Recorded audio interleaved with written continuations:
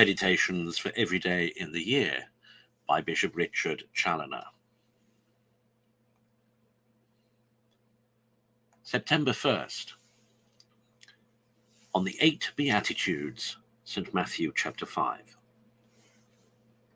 Consider first how the Son of God, the eternal wisdom of the Father, being come down from heaven to be our Father, our light and our guide, in order to reclaim us from all our errors, to dispel our darkness, to redress all our evils, and to conduct us into the way of truth and everlasting happiness, opened his heavenly school for these purposes by his divine Sermon upon the Mount, in the beginning of which he has laid down in a few words the principal maxims of true wisdom and all the fundamentals of Christian morality comprised in what we commonly call the 8 Beatitudes. Christians, we all desire to be happy forever, and behold here the wisdom of God, which can neither deceive nor be deceived, declares to us in clear and distinct terms what it is that is to make us happy here and to conduct us safe to a happiness that shall never end. Oh, let us embrace then these blessed lessons.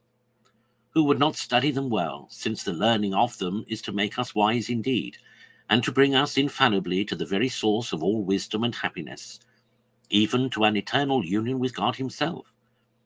O Heavenly Master, who would not frequent thy divine school, since, in the very first entrance into it, thou thus directest us into a plain and easy way to eternal bliss?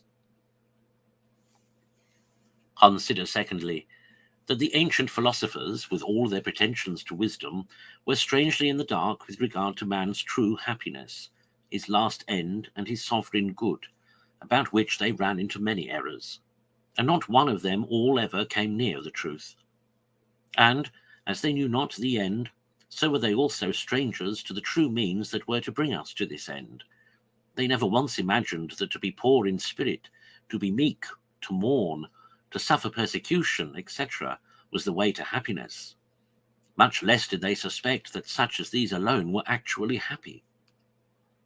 This was a doctrine never heard of in their schools. This was a lesson that was to be taught by the Son of God. This truth he brought down with him from heaven and delivered to his disciples in his first divine sermon. O my soul, let us embrace with all our affections these divine truths taught us by so great a master. Let us be practically convinced of them and conform ourselves to them in the whole conduct of our lives.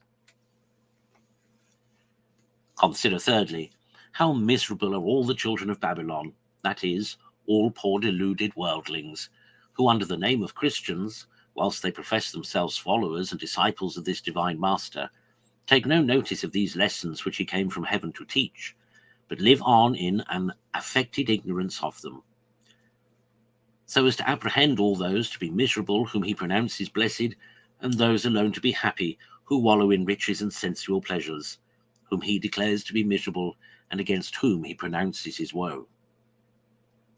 And do such people as these believe the gospel indeed, whilst they pretend to seek for happiness in the very way which, if the gospel be true, must needs betray them into many errors, labours, and sorrows here, and shortly conduct them into endless misery? Oh, let us be more wise. Let us open our eyes to this great light which is come down from heaven, to shine upon them that before sat in darkness and in the shadow of death. Let us believe and adhere to this great teacher who has the words of eternal life. Let us follow him, and we shall not fail, under his conduct, to find the true way to solid happiness and eternal life.